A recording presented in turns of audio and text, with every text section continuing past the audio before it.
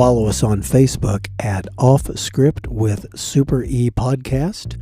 Also follow us on Twitter at offscriptpod_1.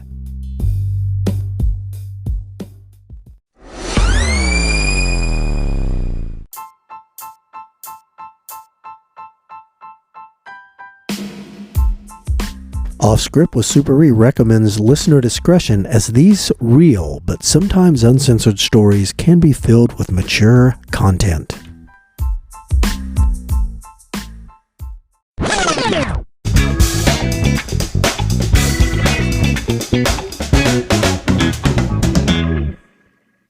Hey everybody, it's A-Train and Super E. We got us another little quick hitter tale for you. We're gonna let Super E tell us right now. All right, everybody. This one is about the old. Here's the old saying that I learned on the street: men fight to look good, women fight to win. And I experienced that one day. Yeah. When I was, me and one of my partners we were in separate cars, and we were driving along the hot dog stand because there was tons of citizens' complaints in this certain area. It was just like a couple of blocks east of Sherman on the hot dog stand. And so we're driving, we're just driving around checking it out. And I see this little pasty-faced looking redhead walking down the street. She was real tiny. She looked like something that would be on top of a Christmas ornament during the holidays. Okay, a little tiny redheaded thing. Yes. Yeah, she looked like, if she had like she would be singing in a choir. She'd be holding a book on top of a Christmas tree. Okay. Like a little porcelain thing. Got it.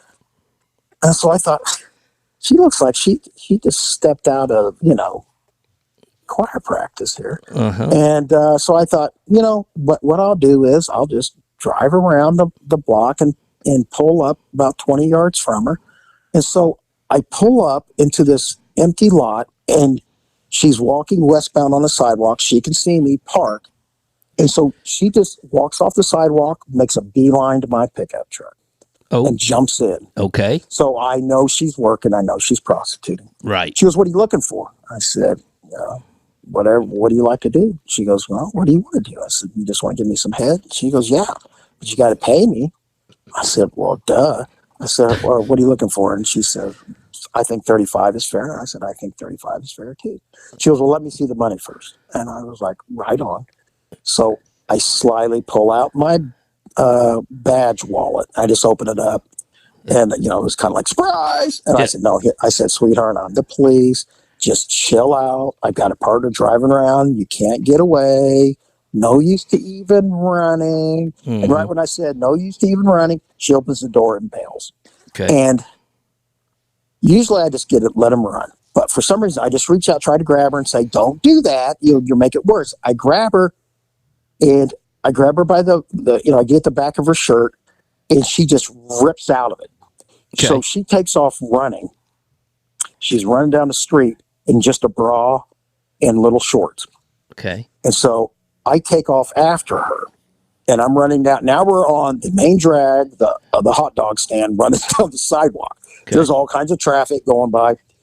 And as I catch up to her. I'm just getting ready to reach out and go, "Stop running." She spins on me, and with her right hand, she grabs my left side, and she rips my shirt off. I had a short sleeve shirt on, and button up. She rips my shirt off. Oh. So now I'm shirtless. So now we've got a Jerry Springer episode. And I didn't know it, at the time, because you have your journal up. She hit me. She grabbed me so hard, and when she ripped my shirt off, that later on that evening, my whole left side was black and blue. She hit me that hard. Holy moly! And she was only like 5'3", 105 pounds. Yes, it was like a little Javante Davis punched me in the side. And I was like, "This son of a bitch." And then so she took off running again, and I just reached out and just kind of pushed her forward, and she fell down. And Okay. I went to grab her and put her hand behind to try to cuff her. And so I couldn't keep her on the ground and get my cuffs. Yeah. And so I'm wrestling with her. She's on her stomach. I'm on top of her, fighting with her. And she goes, "He's raping me. He's raping me. He's going to murder me." And then I was like, that's exactly what this fucking looks like. Because, I'm up. It looks like I'm pumping on her. Yeah. But Yeah. I said, this doesn't look good. I don't have a shirt on. She only has a bra. Yeah. They're going to think, oh my God, that bear looking hippie guy. And so, there's probably going to be police call, blah, blah, blah. Yeah. So I thought, I got an idea. I stood up and I told her, I said, roll over, stand up. She rolls over. She reached up and tried to gouge my eyes out. She flashed across my face. Oh man. I was like, you fucking bitch. So I grabbed her left foot and I was going to drag her back the 6 feet to my truck, my undercover vehicle, so I could grab my police radio Yeah. and let my partner know where I was. So I grabbed her left foot. She's laying on her back and I pick her foot. I said, come on, and getting ready to pull her. She Jackie Chan's me in the nuts about 10 times. No. It was just like in Ferris Bueller when his sister kicked the principal in the nuts. I just stood there as she went, whack, whack, whack, whack, whack. And I was like, ooh, ooh, ooh, ooh, ooh. And I was like, oh. And then I reached down and I let go of her ankle. I was like, grab her. I was like, oh. She springs up like a deer and rockets off like she ran a 3.840. I was like, holy shit, she's gone. And then I grabbed my radio. I tried to get, hit my partner. But remember how the radios used to squelch? You'd go, clang, clang. Yeah. And I was like, I fucking just threw the radio down. I was like, son of a bitch. And I thought, I'm not chasing after her anymore because my reproductive parts were dented and plus throbbing. She might kick your ass again. Yeah, I don't think I could have gone for round 2. And so anyways, I thought, I know who would know this. Double S was working that area as a uniform officer, and he knew what was going on.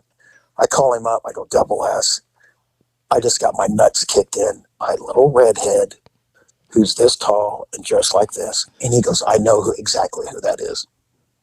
And her name was something like Stacy Mooney. Oh, you don't say. I'll beep that out. No, that's a fake name. Oh, okay, got it. Okay, we're going with code names, everybody. We're going with code names. Code name. So, anyways, Double S told me, hey, that's who it is, and I'm like, got it. I'm going to get a warrant for arrest. She had a prior arrest, so I had somebody do a 6-pack, and what that is, somebody put 6 pictures. It's like a paper lineup. And I looked at it and I said, that's her. Is that her name? And they said, yes. So I verified her in a 6-pack. So I got a warrant for arrest. Okay. But here's the crazy thing. I was talking to the prosecutor and I said, hey, this is what happened. And I was, as she tried to gouge me in the eyes, I'm thinking about hitting her in the jaw and ending this game right now. And they said, oh no, don't do that. You could have went to jail. And I was like, what? Really? Oh, yeah. Well, because there was like, okay, she's 105, I'm 210, and I've got limited boxing experience. And I was like, really? Yeah. I was okay. Whatever. I didn't. Yeah, whatever. And so once I got the warrant, I go back to her office and I tell everybody, here's a picture of this girl. She now has a warrant for arrest for, resisting, prostitution, fleeing, battery on an officer, because like I said, 3 hours later, when I went home, my whole left side from my hip to my armpit was black and blue. Wow. From her swinging around and grabbing my shirt, but she actually grabbed my side and raked the skin off. Okay. As she pulled my shirt off. Okay. So this girl was tough and mean. And so I said, everybody, if you see her, do not try to arrest her by yourself. She will kick your ass. Yes. I thought everybody heeded my warnings, but apparently they didn't. Uh-huh. One of the detectives thought he was smarter than her Yeah. And so he sees her. And instead of telling everybody, hey, here she is, was kind of everybody get around here. And then I would go in and try to lock her up.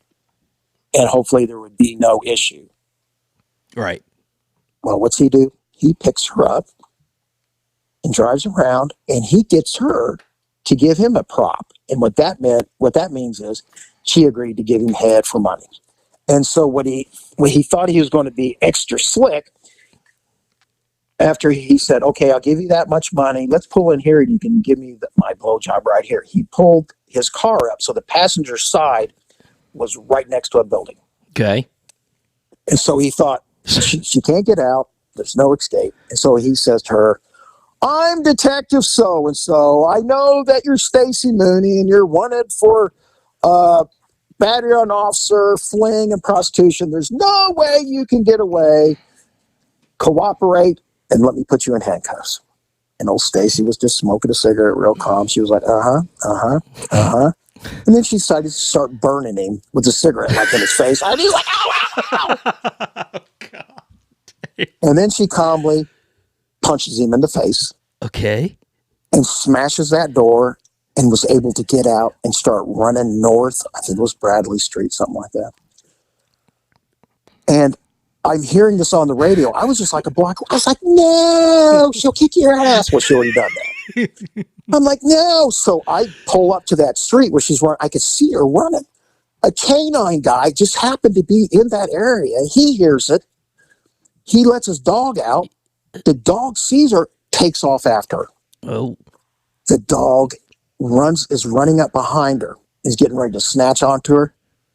She spins on the dog. Remember, she's 5'2", 105 pounds, like something like that. Yeah. She spins on the dog, gets the dog in a chokehold, and takes the dog to the ground. You are kidding me. She's choking the damn police dog out. I'm like, she's like the Terminator. Yeah. And she can't be stopped, not even by a vicious police dog. She can't be stopped. She chokes the dog out. I think she thought the dog was like incapacitated, so she jumps up, takes off running. Well, the dog was like played possum, and he's like, "Fuck this bitch," and he jumps up and just runs behind her, and then snatches her by the ankle. Okay. And I think it bit down so hard it snapped her ankle. Oh boy. Well, she pissed that dog off. Yes, and then when she hit the ground, she was laying there with her ankle all messed up. Yeah. And the canine handler got his dog off. And then, after all this, she just slowly pissed herself. So she had I run up there and I was getting ready to say something snarky. So thanks for taking the bite out of crime, kind of like a dirty, hairy thing. Yeah. But I ran up on her and she's laying there in a puddle of her own urine that was just widening into the street. And I was like, I have nothing snarky to say. I was just like, get her an ambulance. And we got an ambulance and away she went. But the funny thing is, about a month and a half later, I'm up and going to court in the city county building. And there's, court has there's several different floors. And then the two there's two court line deputy guys, and they're big dudes. And they're marching a bunch of female prisoners on this big long chain. Mm-hmm. Yeah. Court. Yeah. And they know me, and I stop them. I go, hey, fellas, see that little redhead right there? And by this time, Stacy had healed up, and she was looking as innocent as can be. She just looked like she just come out of her valedictorian speech. She was, and I said, fellas, be careful of her. And they go, man, why is that, Super E? She kicked my ass. Right there. She will kick your fucking ass. They're like, oh, man. Super, you crazy. I said, she kicked my ass. And remember, by then I'm 6'1", 220 pounds. And they look at her and look at me, and they go, man, what are you talking about? I said, fellas, she kicked the shit out of me. And they look over at her, and they go, did you kick Super E's ass? And she just with a real meek and mild smile, she goes, yes, I did, several times. And they look at me, and I go, yep, She did. And they're like, you could tell they're kind of worried. They're like, okay, everybody, you better behave yourself, especially you, Red. And they loaded them up in the elevator and whisked away. And that's the last I've ever seen of them. Man. Well, that just goes to show you, okay, if somebody does not want to go to jail, it doesn't matter how small they are, whether they're a man or a woman, they can hurt you. And in a second. And this is, she kicked 2 cops' asses, choked out a police dog, and she's 5'3", 105 pounds.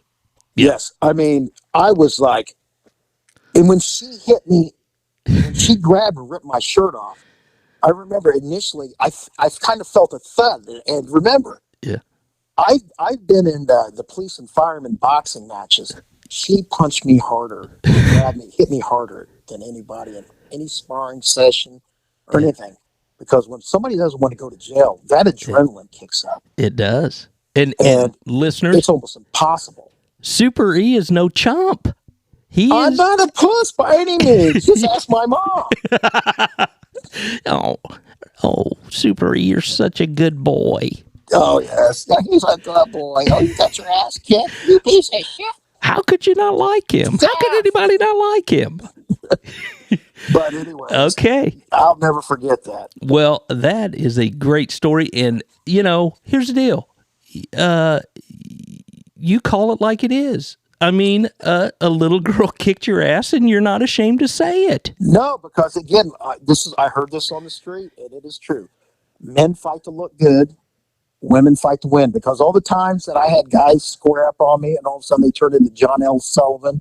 Yeah. It's kind of like they're doing the bob and the weaving and stuff. Yeah. I've had plenty of women that want to go to jail.